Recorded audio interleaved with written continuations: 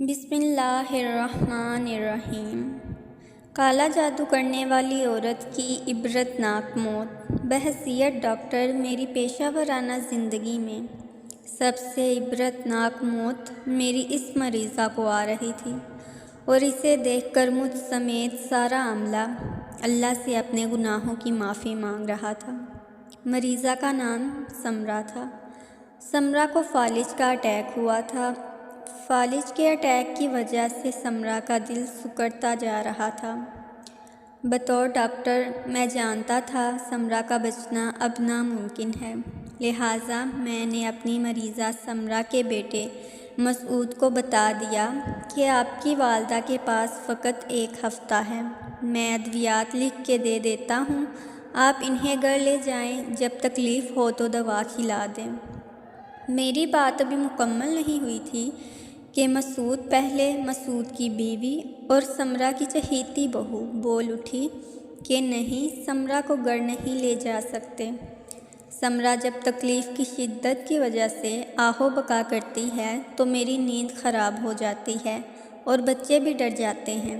سمرہ کی بہو کے سمرہ کے بارے میں کہے گئے الفاظ سن کر بے اختیار میرے ہاتھ کانوں تک گئے تھے اور میرے منہ سے استغفر اللہ نکلا تھا۔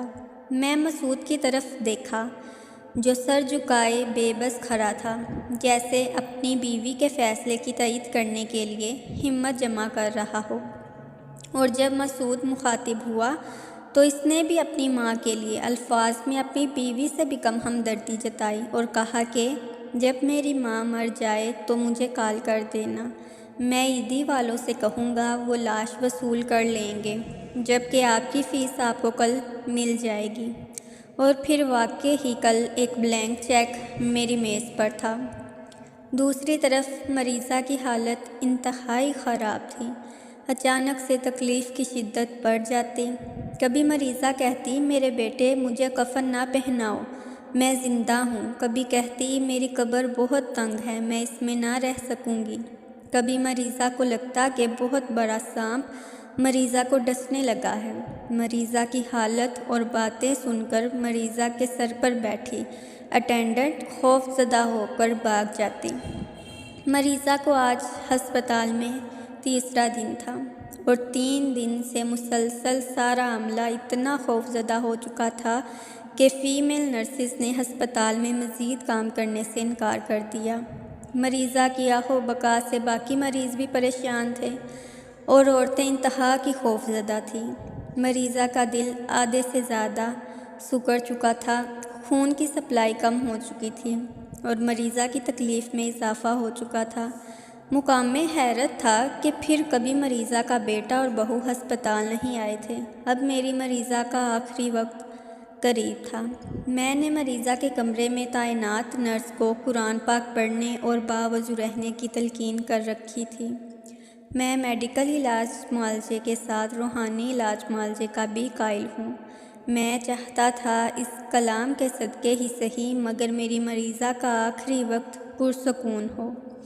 تلاوت قرآن سے مریضہ بہت حد تک پرسکون رہنے لگی، مگر اب بھی سانپ، قبر، کفن، بچھو اور موت کا خوف اس پر سوار تھا۔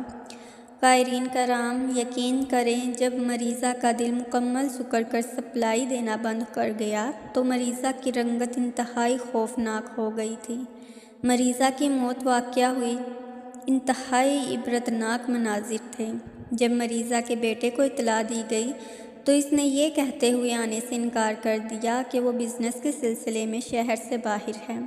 مریضہ کی بہو نے بھی ہسپتال میں آنا مناسب نہ سمجھا۔ مجبوراً مریضہ کی لاش عیدی والوں کے حوالے کرنا پڑی۔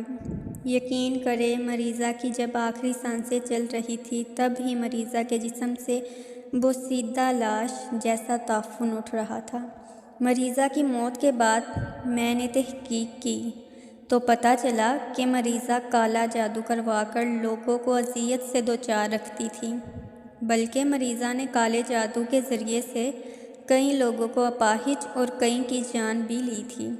میری دعا ہے اللہ سب کو شیطان کے شر سے محفوظ رکھے، آمین۔ کہانی کو لائک کریں، شیئر کریں۔ ملتے ہیں ایک نیو کہانی کے ساتھ۔ اللہ نگہبان۔